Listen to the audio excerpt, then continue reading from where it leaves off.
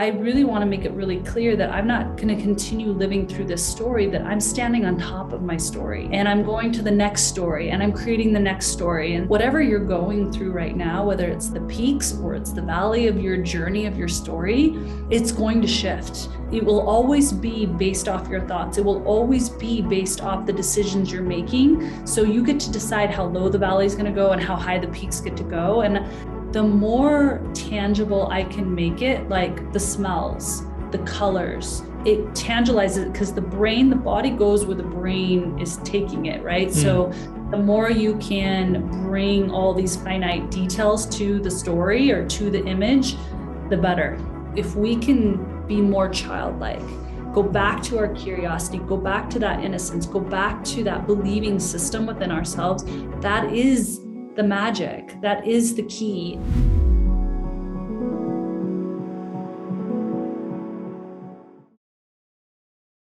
Hey, my loves, welcome back to the Danette May Show. I so appreciate you taking the time to click the follow button and honestly rate and review this show. It literally makes a difference. You have no idea. You taking a minute to just rate and review really, really impacts this show. So thank you to those who have done that. And yeah, I love that you can follow the episode. That way you get notified when I drop an episode because I'm dropping episodes like right and left. Sometimes I might surprise you and just drop an episode when you least expect it. And the other nice thing that I love about clicking that follow button up in the upper right-hand corner, wherever you're listening this, all you have to do is click follow. That's easy enough, is it will download these episodes. So if you're driving from A to B and you're out of service, or if you're hiking, you don't have to worry about it. It's already on your phone.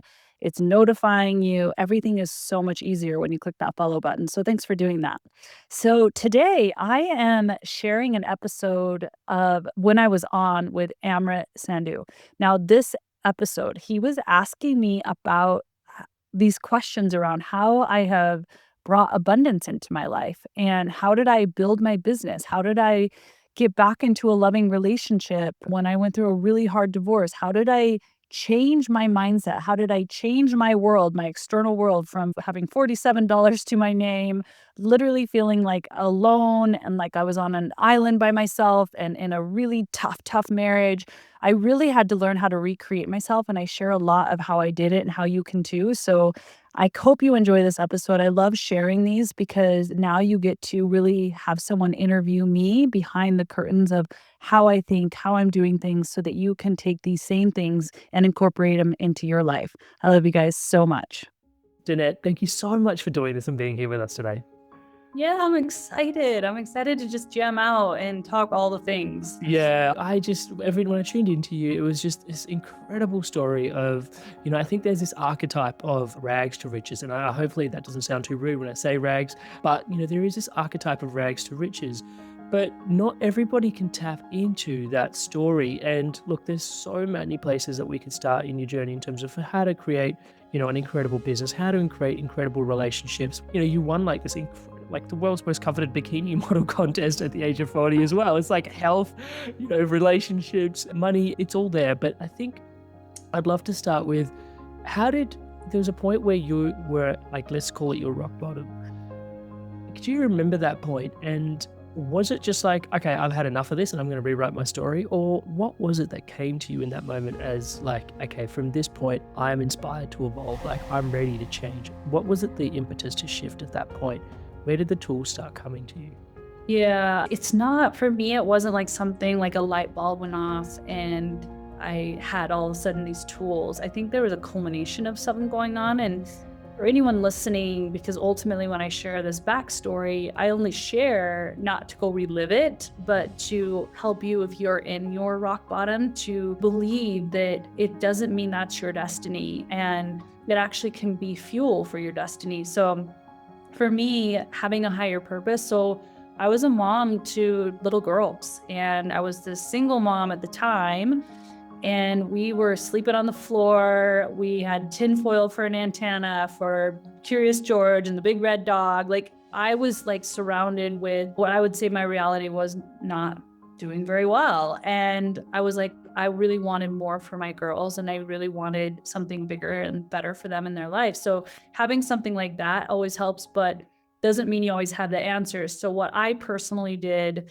is I was starting to listen to, I literally on my phone Googled inspirational stories, like inspiration. And I made it my mission to start researching behind the curtain of people that I looked up to, people that I was like, oh, their life seems pretty fantastic, right? But I didn't want to just know what they were doing right now. I wanted to look behind the curtain. How? And so I researched a lot of people and I found a common denominator.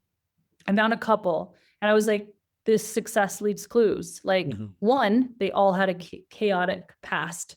Check. I was like, yes. Yes. I have that. I can do this. And then obviously they all had other common denominators and I started implementing those common denominators to start creating my success story, my new written story, and put it into place. And you know what happens is you just do step by step by step. And before you know it, your life looks radically different.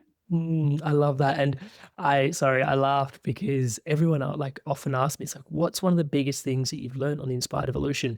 And this is what I'm trying to do. I'm trying to look behind the curtain, right, of the people that have inspired me to inspire everybody else's evolution along. And the way I phrase it, and what you described as, they've had a chaotic past, is I find everyone's biggest gifts are birthed out of the biggest challenges. It's almost like the bigger the challenge you've had, the greater the gift that you end up coming back with. It's almost like that hero's journey. And it's remarkable because like when I'm coaching people these days, I get excited when they're going through like a really tough time and people are like, it's inappropriate that you're smiling at my pain. And I'm like, no, but I know you're going to break through. I know you're going to break through. Totally. I think it was really powerful what you said, in that it's not a light bulb moment, because oftentimes I think when we're in kind of rock bottom, and I've know this from having sat across the table coaching so many people are waiting for that moment where everything just kind of pivots.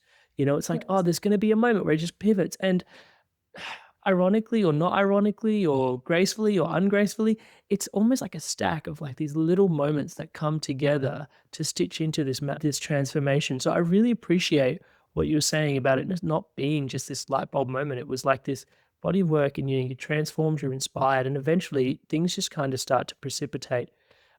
I really wanted to know a little bit more because I know that there's a whole body of work around energetics there. You mentioned something, and for the average listener, potentially you might have glossed over it, but she mentioned clearly that she doesn't relive her story. She just shares it with you to inspire you. Can you tell us a little bit I'm so glad you caught that. Can you tell us a little bit about why it's so important to not relive our story, and why you phrased it the way that you did, and what's going on? I rephrased it this way because I do a lot of different podcasts or speaking, and I think there's an element to our story that sometimes we continue to live through versus stand on top of. And for me, I really want to make it really clear that I'm not going to continue living through this story, that I'm standing on top of my story and I'm going to the next story and I'm creating the next story. And so just being an example that whatever you're going through right now, whether it's the peaks or it's the valley of your journey of your story, it's going to shift. Inevitably, it will shift. And either it will always be based off your thoughts. It will always be based off the decisions you're making. So you get to decide how low the valley is going to go and how high the peaks get to go. And so I just wanted to kind of voice that because sometimes I feel like people want to stay in my past story. And I'm like, is anyone curious about what I'm doing today to keep going to the next level? Because to me, I'm here today, which is amazing. And I got here today from my past, but where am I going tomorrow? And honestly, those it seems to be the questions, because that's why I always say that. I love that. And there's a thing about having a vision that is quite magnetic in terms of, and I use that word consciously because it actually pulls things together. I actually picked this up in a really big way from our mutual friend, Fishin.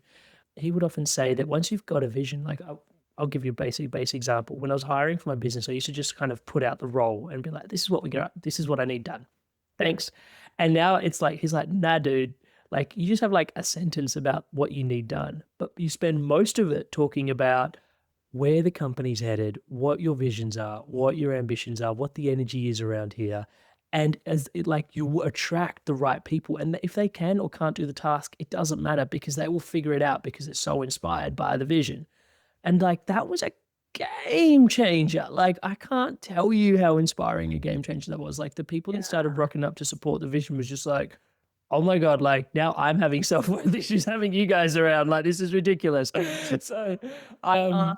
yeah, so I'm just feeling into that, like how, like, you talk a lot about, or for those that are tuning into Danette for the first time, maybe not, but for those that know you, like, visualization is a massive part of what you describe as a cornerstone to your success, I would say.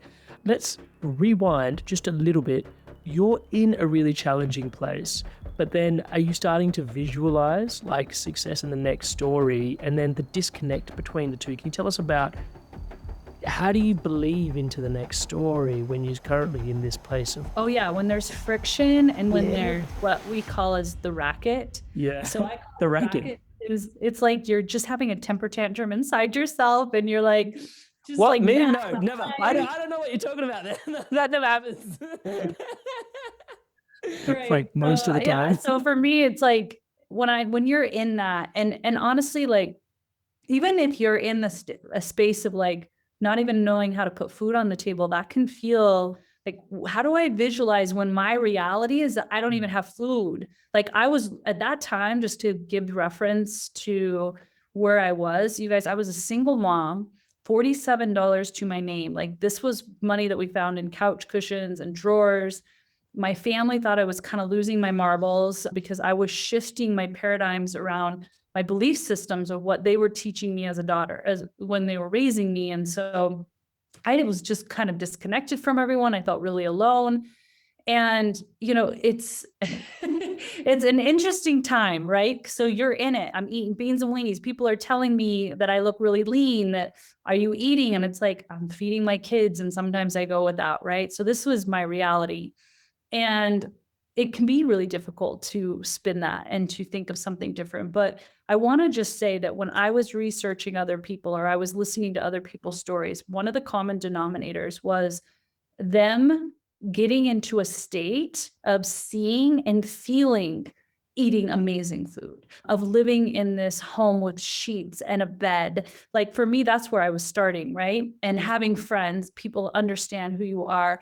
And then for me, it was that I always had this vision in my heart of what I wanted to do out in the world. Like I was like, I know I have a mission. Like I just felt that. Like I don't know if anyone else can relate to that, but for me, there was a knowing that I had to have been made for more, that there had to have been more, that I had dreams as a little girl. Like they didn't just suddenly go away or they're irrelevant anymore. So I would see these things of where I wanted to go and I would feel as if they happened. And I know we hear about this on The Secret. I know we know these things, but these are things that I've really been diving into even more and watching magic come into my life, watching clients have magic come into their lives. These are things that are formulas. And I just want the whole world to know about the formula because I'm like, abundance is for everyone. Like this creation of what you want in life is for everyone. You just have to do the steps. You have to do, and you have to believe in the steps. Let's talk a little bit about belief, because that's kind of what you're alluding to there. And I really appreciate you sharing that. Can it be like, how difficult question, I think easy to sort of frame if I can get there myself there. It's when I've got that disconnect between my reality and what I'm trying to create, how do I know that I'm not kidding myself? That what I'm trying to call in is even possible? Or is it just a matter of having that faith at that point? Or like, what is the underlying sort of gooey premise there? I'm probably going to say something that not many people say. You are kidding yourself. Our whole life is a big kidding game. Yeah. So if that's the case, let's just say we are kidding ourselves and we're kidding ourselves into depression, we're kidding ourselves into lack, or we're kidding ourselves into abundance and into amazingness. Like, what if we are? Let's just play that. Yeah. Why not play it? Why not kid yourself all the way to amazingness? Why not? Because what happens is you will start off and it will feel like kidding. It will feel like a lie. It will feel like that. So maybe it is. I'm not going to say it, maybe it's not. And then what happens though, is you continue to kid yourself. I'm just going to use that word because that's what people are feeling. you're going to start to see some of these things happen. And then you're like, oh, that worked. All right, let's keep going. Instead of, then you just get better and better at it. Incredible. Thank you so much for sharing that so honestly. I love that. That's really empowering. I really appreciate that. And yeah, maybe I've followed you for too long. But I know there's been a point where, you used to tune back, and one of the affirmations you've got is about, it used to be about, being as bioenergetically available. I think I'm rephrasing it, I'm paraphrasing and butchering it all at the same time, as a 24-year-old. And then over time you said, you know what, actually it feels more like a 28-year-old now, and I'm just going to meet myself where I'm at because I can actually believe that a little bit better. And yeah, I think it's really amazing just to sort of witness just kind of your own journey and just sort of feel like this is kind of what feels more Yeah, so what he's referring to, you didn't mutilate it, but what you were referring to, I was actually talking to Vishen from Mind Valley, and a statement that I actually say, and I said it today, so it's not like I just say it to podcast, like I do this every day, is I said, and I actually felt into it too. So I do this in the morning. I have what I call the fine, thin line of the thin veil of morning. And so I said, I'm at the bio state of a 28-year-old looking and feeling as if I am 28. So it was 24 at one point. Like I would say 24, but that was like whatever, 5 years ago.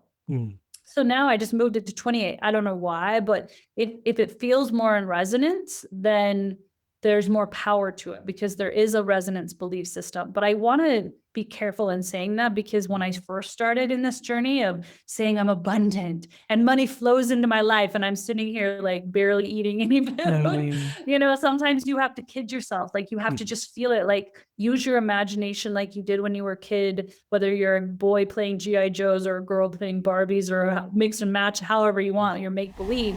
You've got to get back into that. And that's where I'm saying it is kind of kidding, but it is make believe. And that will eventually start to manifest in what we would call our reality. Yeah. I do love that, because at some point there is and maybe this is a limiting belief of mine, and maybe it's worth me talking about it with you, because I do believe you've got to have a vision that inspires you and magnetizes you and pulls you forward. But at the same time, I find if I set it to be, because I can visualize anything.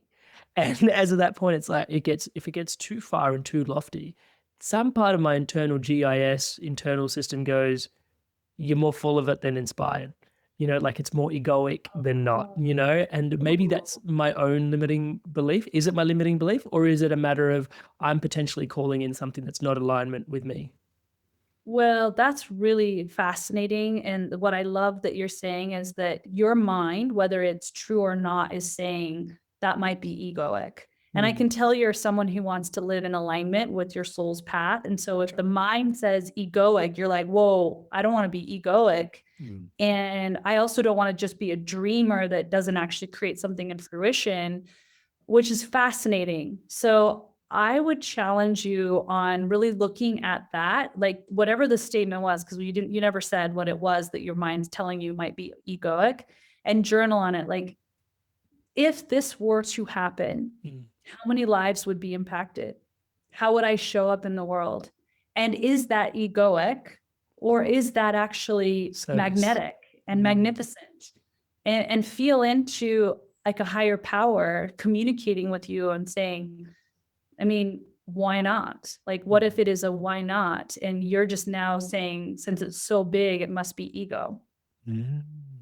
Thank you for unpacking that for me. I really appreciate that. Yeah. Question, how do we start to discern? Because I know for tuning into the book, the first part is to get really clear on what it is that you want. Yeah. What's in the way of us being able to tune into what we want? Isn't everything we desire ours anyway? Yeah, actually, I believe that consciousness, now I can unpack this because we can use words, but I actually feel this in my cells, is that consciousness wants to express through us. And so anything that we think we desire, and I know Rumi already quoted this, like whatever you think you desire or you want, those are the words we tend to use as humans, is actually seeking you.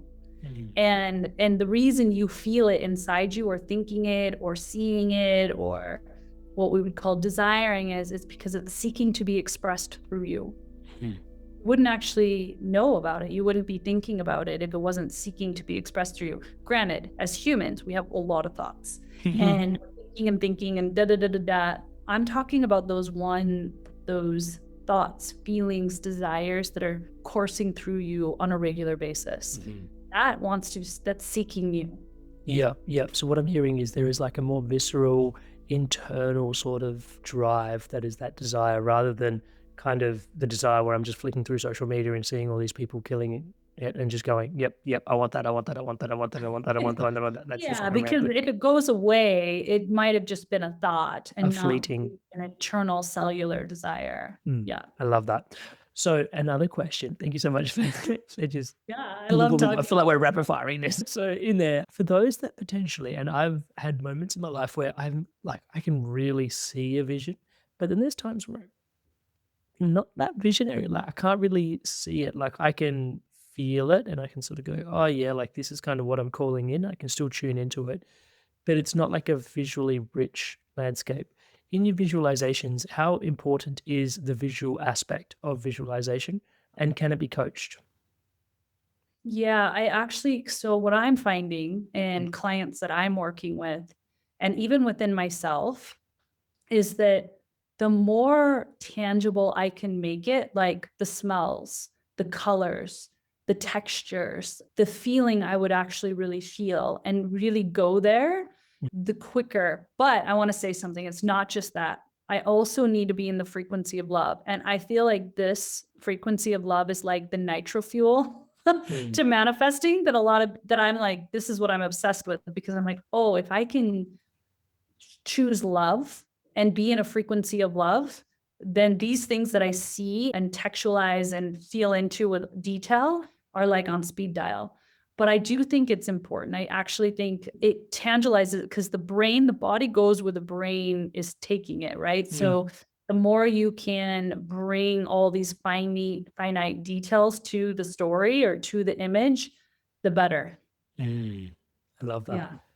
And it can be trained. So that was the second question, because what happens as we get older, as children, I mean, you watch a child, and I would suggest for anyone who's lost a little bit of imagination or feels like, God, I can't really see like Danette's talking about or you're talking about, is get around kids. Start get down on the floor when they're like playing with their cars, or like they've got their farm animals out. Like they are in it. Like they are the farmer, they're the sheep, they're the superhero, they're in it. And I, not to get like religious, but I actually think if we can be more childlike, go back to our curiosity, go back to that innocence, go back to that believing system within ourselves, that is the magic. That is the key. And as adults, we were told to stop. And I remember my daughter, I'm totally going off on this, but this is fascinating. Yeah, let's go there.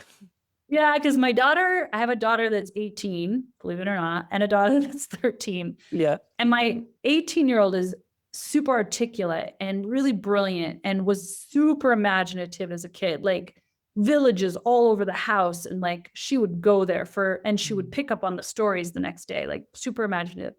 And she told me, I think she was 15 or something, because they kind of stayed in their imagination a little longer than their friends. Like, so then sometimes they get teased, like, you want to play that? Like, we don't do that. We sit around and talk about boys or something. And I remember she said, she went to go play. Like she went to go sit down and play. And she goes, Mom, my imagination's going away. Like I can't get into that same spot. And it was kind of panicking for her. And I was like, this is fascinating. I think our school system, I feel that even our friends that don't mean to, but are like, why do you believe that? Or why do you want to play that? Or what, like grow up, It turns off a switch within our brains. It's like a defense mechanism, right? Like sit still, study this way. You're not meant to be in an imaginative state anymore. It's switch off that muscle, right? So as an adult, a lot of times it has been turned off for a while, and it doesn't mean it can't be reignited.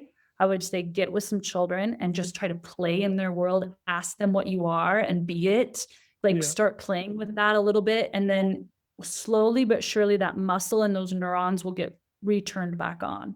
Incredible. Incredible. Thank you so much for sharing that. I'm a little bit biased to loving that piece of advice because I've got an 11-week-old right now. So, yeah. And as you were sharing that, the Einstein quote, imagination is more important than knowledge. Knowledge is limited, but imagination encircles the world. Like it was just resonating thick and through for me, thick and through for me. Wow. Okay. So visualization, tick, covered. Desires, tick, covered. Beliefs, tick, covered. In there, I want to have a chat about this piece around identity. You call it your identity. And I don't know if I've ever heard that before. I'm not sure if it's your phrase or if you've picked it up along the way. But nonetheless, when I tuned into it, I was like, oh, I really dig this. Like, I really, really dig this. Because, like, when you tune into even James Clear's work, Atomic Habits has been on the bestseller list for years now. Like, a really incredible book. And he talks about, yes, you can change your habits, right? But the easiest, like the hardest place, but also the simplest place to change, a most effective place to change is your identity. Because if you become the identity of the person that is actually living out the habits that you're hoping for, you can actually execute it in a much more graceful way. But the why identity, like it just takes that little bit even deeper than how he describes it. And I was like, dude, this is dope. Can you tell us a little bit about why identity? Okay, so we're going to marry two concepts. So you just talked about from this amazing book, talking about identity and like when you start to just operate as this person, Yeah. right? If you want to be healthy, what does a healthy person do? Mhm. Those are identity factors, right? If you want to have an amazing relationship, right? So one thing that I'll do with people, it's so fascinating because some of these people were A-festers. They'd be like, then I have this successful business, but ultimately I just want to have a partner and not involve somebody else. Like it doesn't require just me. Like I'm feeling like I'm not attracting a partner that I really want. And I have all this money and I go on all these amazing vacations, but I go by myself. And it was like, but how's your house? Like, are you taking up the whole closet? Are you acting as if you're in partnership? That's an identity factor, right? So acting as if a partner's coming into your world, right? Like park on one side of the garage, don't take up the whole garage. Like, like really act as if in that identity. The why factor, as we know, anyone who wants to be massively successful in business typically has to have a deep rooted why. And that why stems from meaning, stems from a deeper purpose other than just, I want to make a lot of money. It's like, why? Why do you want to make a lot of money? Or I want to be in relationship. Why? So you marry the deep why, the underbelly reason why you're even doing what you're doing or even calling in. And that's why I asked you to do that thing about ego, because a lot of times we think we want something or we think we should manifest something, but have we really gotten under the belly of why? Like, what's this why? Where's this coming from? And not having a story that it's ego, or not having a story that it's not possible, or not have a story that it's small or big, like get to the why. And then you team it with the identity. And it's like a beautiful like concoction for speed dialing, manifesting and abundance and the things that you're calling into your life.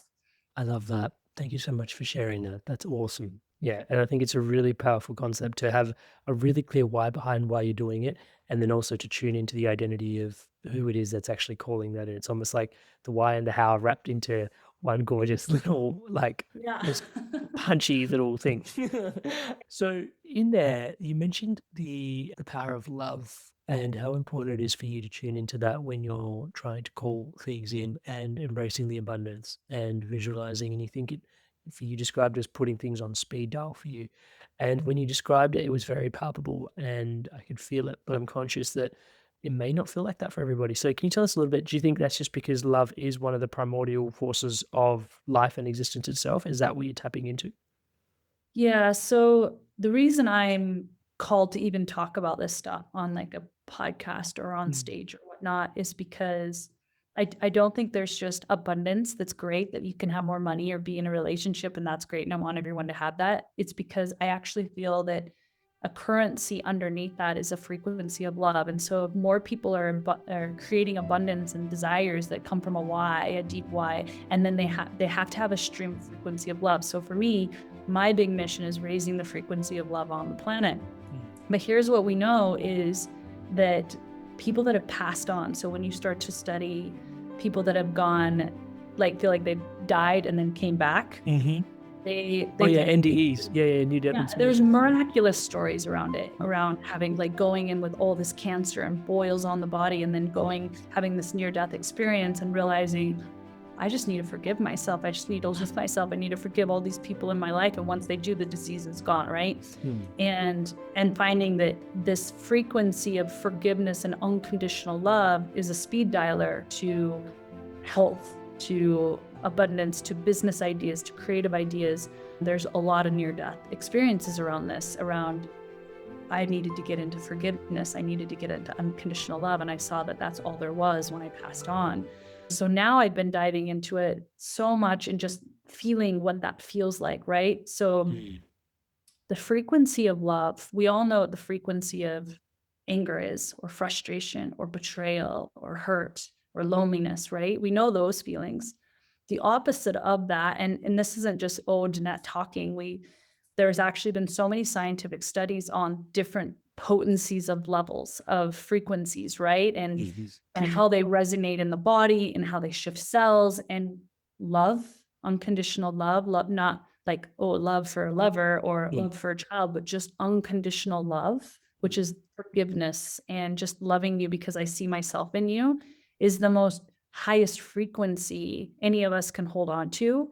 And with that frequency, we become a magnet to the dreams or the visions that we have in our mind. Oh, I could just listen to that in a meditation, to be honest. That was incredible. So, tuning into that, Danette, inspired evolution, when you feel into what's possible for humanity and the planet coming forward, what do you think the inspired evolution for humanity and us as a collective, what's your inspiration like? What do you see is possible for all of us? I've thought about it a lot, especially in these times. And once again, I've gone to my 18-year-old daughter around this because I find her wisdom and the way her mind works as an 18-year-old is radically different than the way my mind works. And we went into a deep discussion because for me, I would love if everyone was in love and if everyone saw themselves as connected to every living thing, plants, animals, humans, right? That we are one and that whatever they're looking at is the reflection back. I would love that. And she said something, so my shit is shifted, and I think I might shock you. She was like, don't you feel that this essence of pain or hurt, betrayal is all part of this beautiful mix that we get as a human? And you can't actually see and feel the love without the other. There's this need for polarity. Then I was in Temescal. I went to Temescal, which is basically a sweat lodge in the Mayan. Yeah.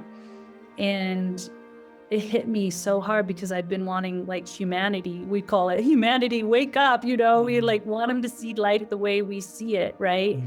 And what really hit me in Temescal in my journey was that we need the polarity. And in the polarity is perfection.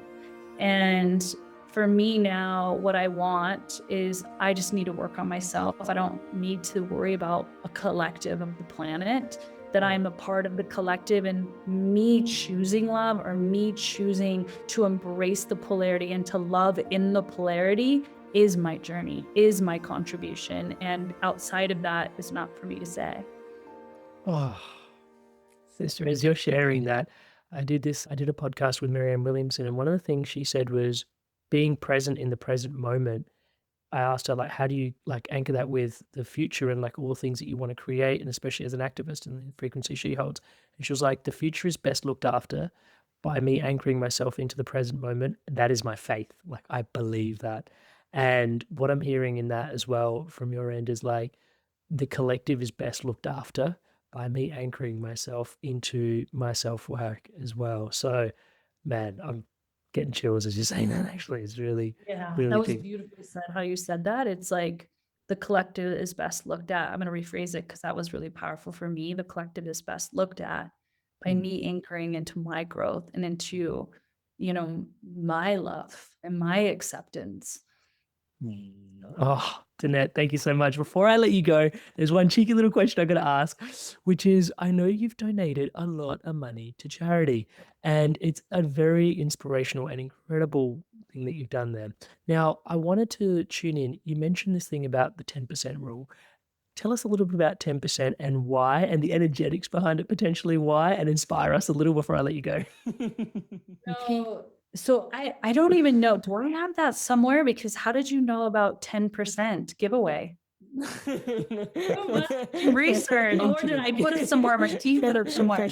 Well, okay. So I grew up in a very religious family and came from the belief system that we would give 10% of all of our earnings to the church. Mm, And even though my belief systems have shifted, there was something that really caught hold as a little girl and still for me today is that I am gifted with so much. mm, And no matter if I just made $1,000 a month, right? And I'm barely getting by, I've lived this principle of giving 10% away, mm, even in my hardest. And I come from this belief that as I give what I have, 10% of what I have, that's like my tithing to the world, to my offering to the universe. Like then it's only going to come back even more, right? And so whether I need it back or not, like that's not the purpose for it for me. It's saying 90% I'm grateful for that 90%, and that mm, 10% I'm going to share. Whether I'm making $100, I did it in college.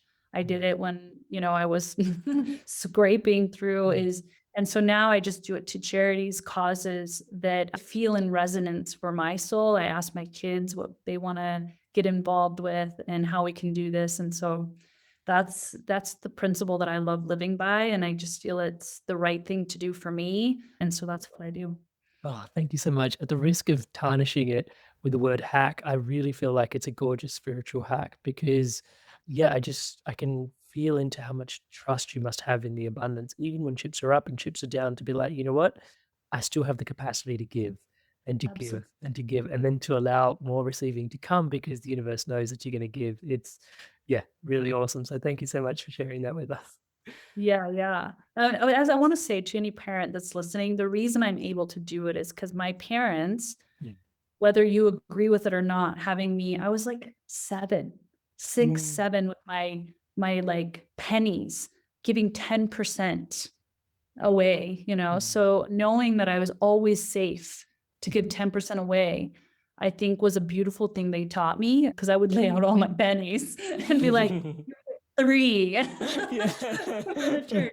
And whether it's to the church or whatever you believe in or a cause, I think it's a beautiful thing to teach your children Yeah. is that there's more than enough. And whatever you have to give at least 10. And if you can give more, but at least 10. Oh, I love that. Danette, honestly, sister, thank you so much for doing this with us here today. And I could just seriously sit here and just thank you for this incredible conversation that we've had. I know it's helped me in a great deal, and I'm sure it's going to help so many others that are tuning in as well. But I know it's a lifetimes of work that actually informs this conversation. So thank you so much for the way you show up and the work you do in the world. For those that are tuning in, a link to Embrace Abundance is totally going to be in the show notes. Totally check it out. This gets unpacked to the nth degree in that book. And also a link to Danette's website where there's so much going on. And I've got a little pet sort of thing. Check out our YouTube channel. It's really awesome.